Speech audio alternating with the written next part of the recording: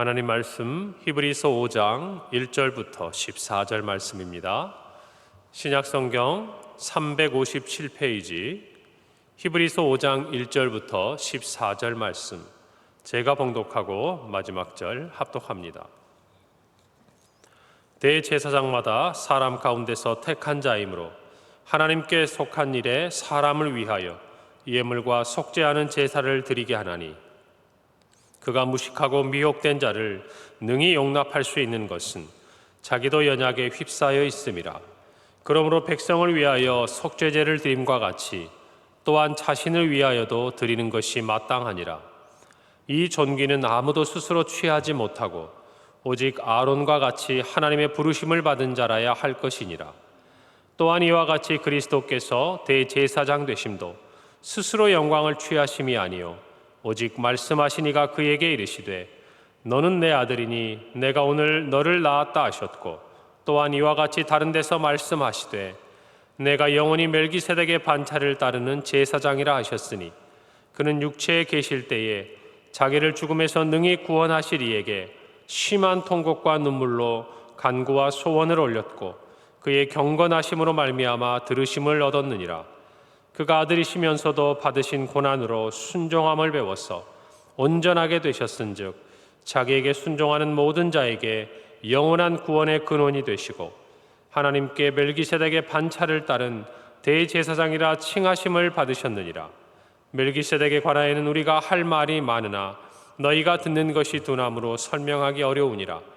때가 오래되었으므로 너희가 마땅히 선생이 되었을 터인데, 너희가 다시 하나님의 말씀의 초보에 대하여 누구에게서 가르침을 받아야 할 처지이니 단단한 음식은 못 먹고 젖이나 먹어야 할 자가 되었도다.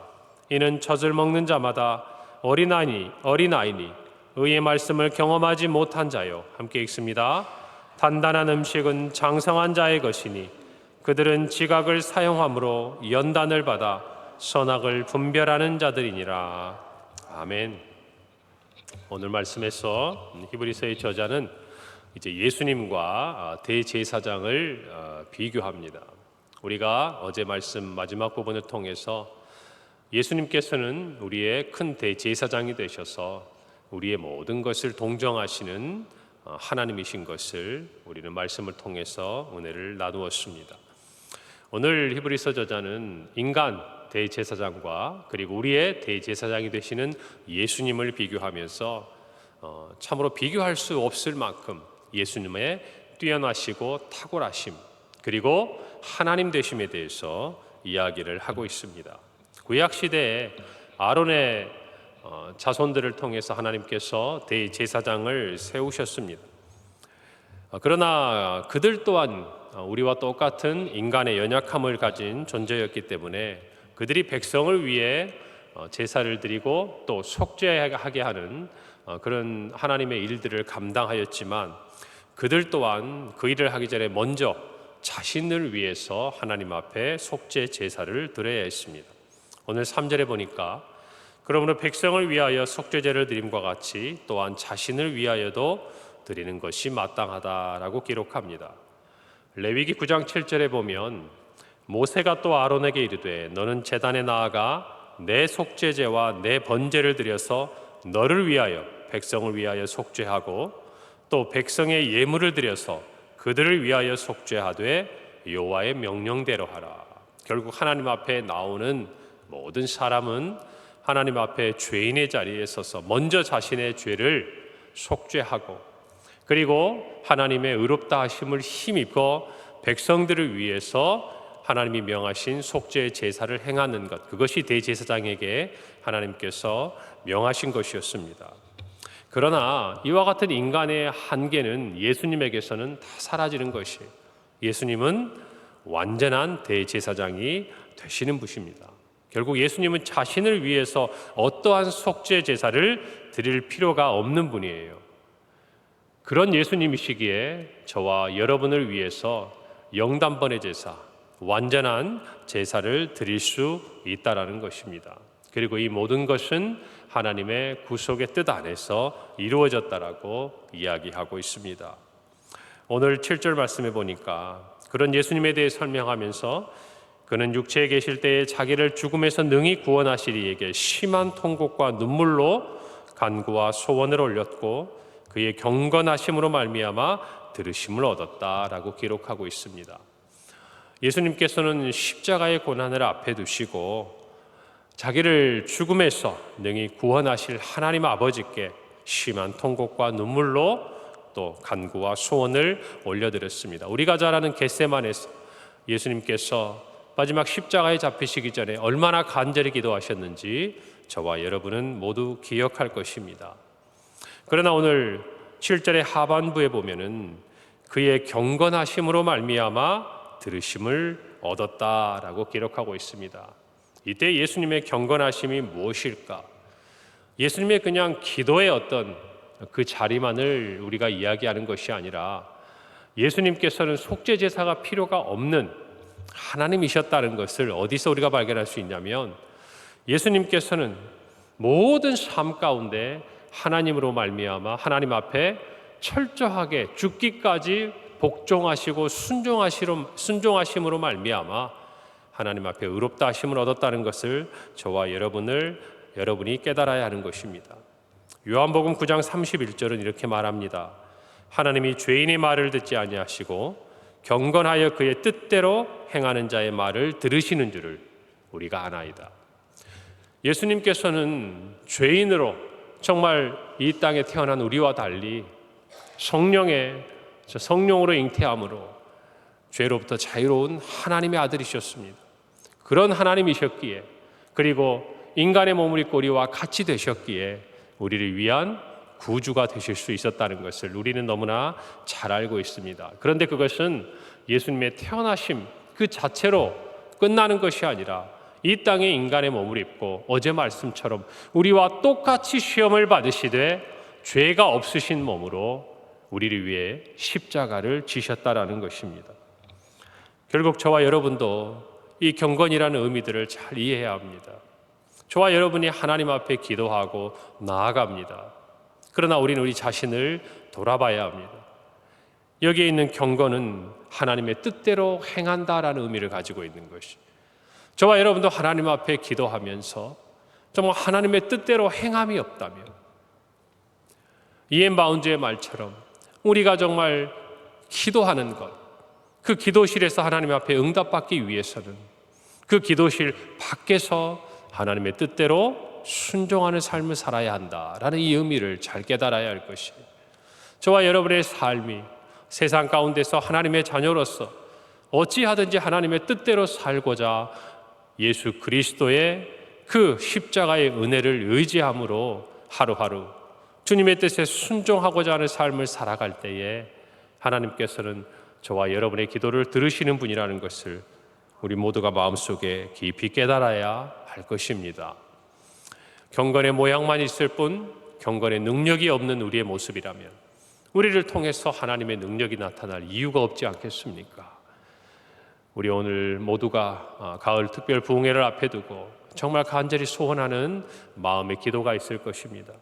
그 기도를 가지고 주님 앞에 나올 때에 간절한 소원, 간절한 간구 정말 우리 안에 좋지만 우리 자신을 돌아보고 하나님의 뜻대로 행치 않았던 우리의 경건하지 못한 모습은 없었는지 다시 한번 잘 돌아보고 믿음의 그릇을 준비하는 우리 모두가 되기를 간절히 바랍니다. 오늘 8절에서 10절을 보면 예수님은 그가 아들이시면서도 받으신 고난으로 순종함을 배워서 온전하게 되셨다라고 기록하고 있습니다. 여러분, 우리의 모든 고난은 우리로 하여금 하나님 앞에 순종하는 것을 요구합니다. 그리고 우리의 그 순종은 결국 믿음으로 나타나고 하나님께서 우리에게 뜻하고자 하신 모든 계획을 이루게 되는 것을 기억해야 돼요. 예수님으로 보자면 예수님의 십자가의 고난을 통해서 예수님은 우리 모두에게 순종의 본을 보여주셨습니다. 예수님의 그 십자가의 고난은 순종의 모습을 통해서만 이루어질 수 있고 또 걸어갈 수 있는 길이었다라는 것이죠. 우리가 아는 대로 빌립보서 2장 8절의 말씀, 예수님께서는 사람의 모양으로 나타나사 자기를 낮추시고 죽기까지 복종하셨으니 곧 십자가에 죽으심이라. 예수님의 이 십자가의 죽으심으로 말미암아 하나님의 구속의 사역이 이루어졌다라는, 여기서 우리가 이해해야 될 것은 뭐냐면, 고난으로 순종함을 배워서 온전하게 되었다, 이 말은 저와 여러분이 고난 가운데서 순종하게 될 때 우리가 어떤 온전한 존재로 변화된다, 이런 의미가 아니에요. 저와 여러분에게 주어진 그 고난의 자리에서 우리가 정말 하나님 앞에 순종하는 것, 예수님처럼 죽기까지 순종하는 정말 경건의 모습을 갖게 될 때 저와 여러분이 어떤 존재가 되는 것이 아니라 저와 여러분의 인생 가운데 뜻하신 하나님의 뜻이 이루어지게 된다는 것입니다. 여러분, 저와 여러분의 고난의 의미를 아셔야 돼요. 하나님은 저와 여러분을 고난을 통해서 우리가 후반부에 살펴볼 말씀처럼 우리를 장성한 자가 되게 하시고 영적으로 성장하고 성숙하게 하시지만, 여러분, 왜 그런 것이 우리에게 필요합니까? 왜 우리가 영적으로 성장해야 되고 왜 우리가 성숙해야 돼야 됩니까? 왜 장성한 자가 되어서 단단한 식물을 먹어야 합니까? 이유는 저와 여러분이 더 나은 존재, 무엇인가 더 정말 온전한 존재가 되기 위한 것, 그것은 하나의 결과물인 것이에요. 정말 우리가 온전하게 되는 것은 어떤 거냐면, 그러한 삶을 통해서, 그러한 고난을 통해서 우리가 영적인 성숙을 이루어 궁극적으로는 저와 여러분의 삶에 하나님이 뜻하신 하나님의 뜻이 이루어지도록 하는, 여러분, 이것이야말로 저와 여러분이 참으로 온전해지는 일이 도달하는 것이, 예수님이 온전하시면 무엇입니까? 성부, 성자, 성령 삼위일체 하나님이 온 인류를 향한 이 구속의 사역을 완성하시는 것, 그것이 온전하게 되신 것 아니겠습니까? 저와 여러분의 삶에도 우리가 각자의 삶의 자리에 고난이 다른 것은 그 고난의 어떤 모양이 다르고 내용이 다르고 깊이가 다른 것은 다른 이유가 아니에요. 우리 각 사람에게 이루고자 하시는 하나님의 뜻이 다르기 때문이에요. 저와 여러분에게 비슷한 고난을 받고 있다 할지라도 그 고난을 통해서 하나님이 우리 인생을 사용하셔서 뜻하시는 하나님의 뜻이 다르기 때문이에요. 그렇기 때문에 저와 여러분이 온전하게 된다는 것은 결국 우리의 각자 다른 삶의 자리지만 하나님 우리에게 뜻하신 것들을 우리의 연약한 삶을 통해 이루어지도록, 하나님이 이루시도록 우리가 순종하는 것, 여러분, 그것이 고난의 참된 의미가 된다는 것이에요. 오늘 저와 여러분의 삶에서 그래서 기억해야 될 것이 있습니다. 우리는 고난을 비교할 필요가 없어요. 지체들을 보면서 왜 나만 겪는 고난이라고 이야기할 필요가 없어요. 또 왜 나만 이렇게 무거운 고난이라고 이야기할 필요도 없어요. 왜 그렇습니까? 그 각자의 다른 고난 안에는 하나님께서 인생을 통해서 이루고자 하시는 하나님의 서로 다른 뜻이 계시기 때문이라는 것입니다.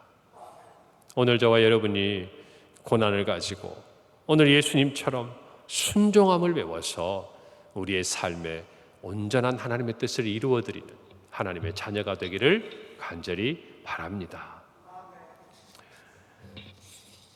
오늘 히브리서 저자는 한편으로 영적으로 성장하고 성숙해야 할 터인데 그러하지 못한 수신자들에게 책망을 하고 있죠. 12절에 보니까 때가 오래되었으므로 너희가 마땅히 선생이 되었을 터인데 너희가 다시 하나님의 말씀을 초보에 대하여 누구에게서 가르침을 받아야 할 처지이니 단단한 음식은 못 먹고 젖이나 먹어야 할 자가 되었도다.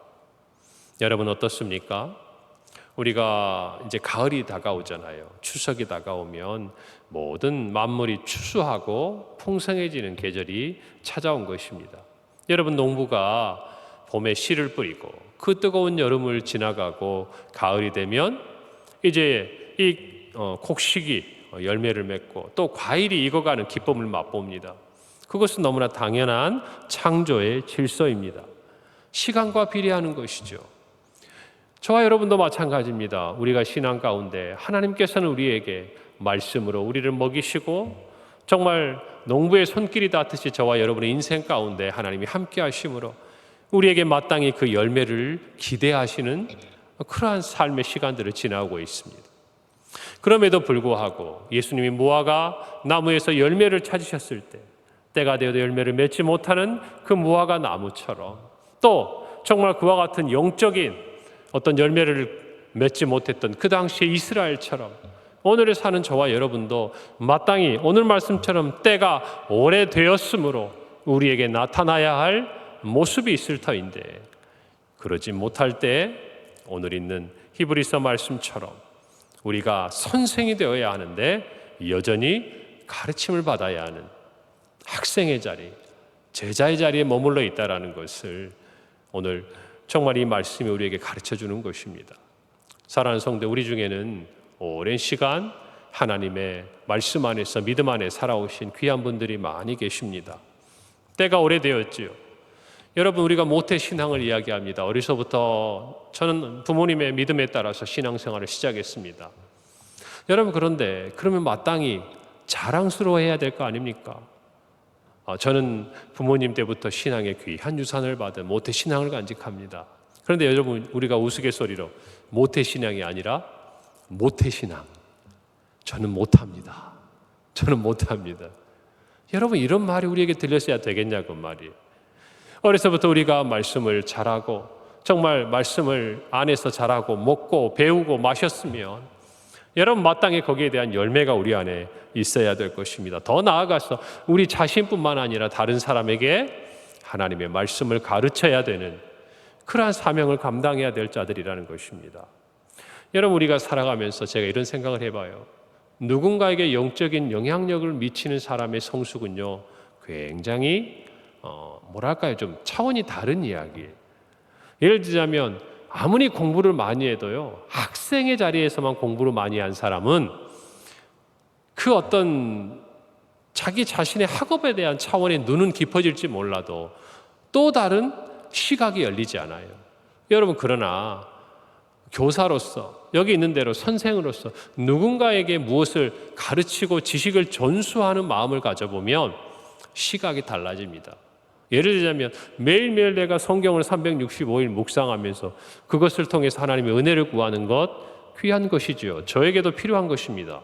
그러나 한편으로 제가 여러분에게 말씀을 전하기 위해서 성경을 묵상할 때와 제가 하나님의 말씀 가운데서 단순히 은혜를 받기 위해서 말씀을 묵상할 때는 제 어떤 성경을 바라보는 시각이 달라져요. 저에게 집중될 때는 어떤 생각입니까? 그 말씀이 나에게 어떤 은혜가 되는가? 내가 어떻게 변화되어야 할 것인가? 내가 어떻게 이 말씀 앞에 비추어 부끄러움이 없어야 할 것인가 생각한다면 말씀을 묵상할 때는 어떨까요? 이 말씀을 들은 성도들이 이 말씀을 제대로 이해할 수 있을까? 이 말씀의 의미들을 가지고 우리 성도들의 눈높이에서는 무엇을 적용할 수 있을까? 여러분, 어떻게 됩니까? 전혀 다른 시각을 가지고 봅니다. 물론 그 은혜의 어떤 토대는 다르지 않겠지만 여러분 마찬가지예요. 저와 여러분도 누군가에게 말씀을 가르치는 자의 위치에 서 있다는 것은 더 깊은 차원의 말씀을 이해할 수 있는 은혜의 자리라는 것을 깨달으셔야 돼요.